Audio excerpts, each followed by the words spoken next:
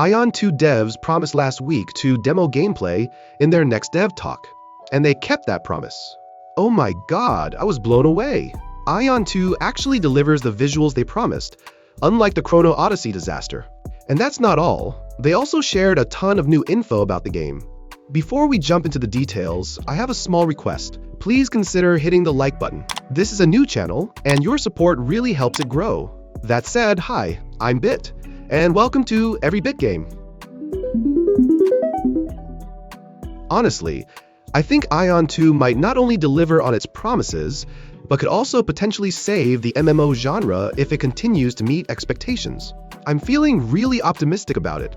I mean, the character classes look great, and the world actually looks just as beautiful as it did in the trailer. Oh, and the wings can be obtained through in-game content. The devs mentioned that wings are a core part of the game and won't be monetized. But I did notice that there's a stamina bar for flying with wings, but thankfully, not for flying with or on mounts. That's a relief, especially since the world, as the devs mentioned, is 36 times bigger than the original. Holy. And the best part? You can seamlessly switch between the two, which is pretty neat if you ask me. Oh, and mounts can be obtained primarily by collecting special fragments dropped by field mobs. These fragments can then be used to summon different mounts. This system marks a shift from the original Aion, focusing less on broker purchases and more on open-world monster farming for mount fragments. Coming back to flying mechanics, the game promises full aerial freedom with flight integrated across exploration, questing, and combat, including dynamic aerial battles, which significantly expands upon the limited flying mechanics of the original Aion, which also had restricted areas for flying. Speaking of combat, the devs mentioned that although the UI typically offers 8 to 10 skill slots, players can access additional abilities through combos or chain skills, which are triggered by specific conditions or sequences, which is pretty common these days in the action combat genre. But that's not all. You also get to choose between action combat or tap target camera, depending on your playstyle. The UI has a classic look and doesn't feel like a mobile port, which is always a win in my opinion. The devs also mentioned that basic controller support is in development, although I'm not exactly sure what they mean by basic.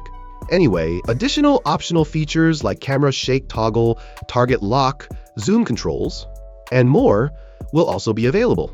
Character customization is insane, with tons of options for face, body, hair, makeup, and presets. But the coolest part is that players can share, upload, and download presets. How cool is that?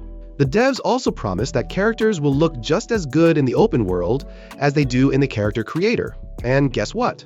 They really do. When it comes to gameplay content, Aion 2 features two main playable factions, Elios and Asmodeans, continuing the iconic conflict from the original game, but with notable changes to modernize the design.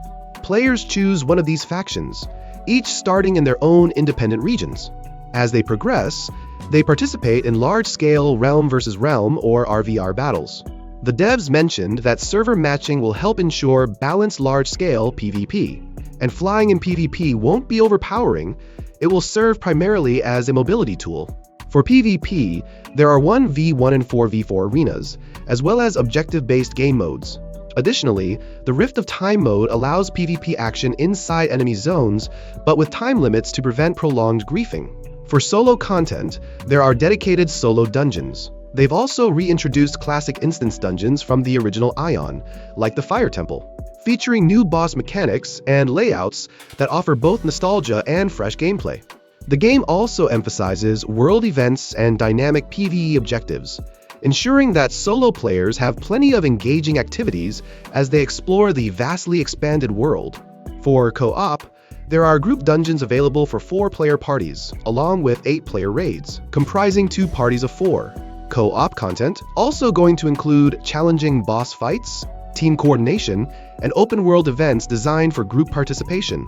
Difficulty settings will allow groups to tackle content scaled to their preferred challenge level.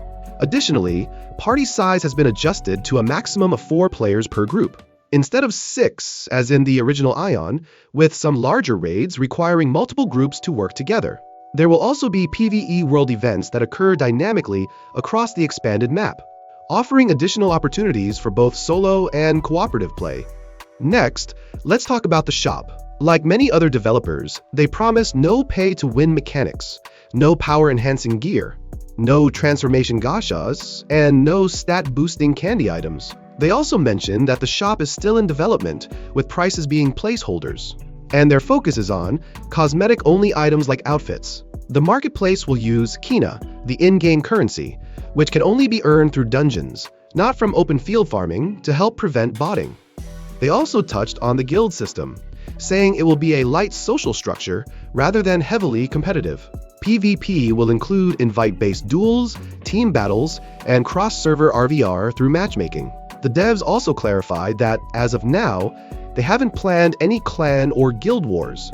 As for daily rewards, players can expect tickets and hidden treasure cubes scattered across the maps. As for the release date, the devs haven't provided a specific date or month yet, but they have confirmed that Aion 2 is planned for release in 2025 on PC and mobile. They're also considering a possible later release on consoles.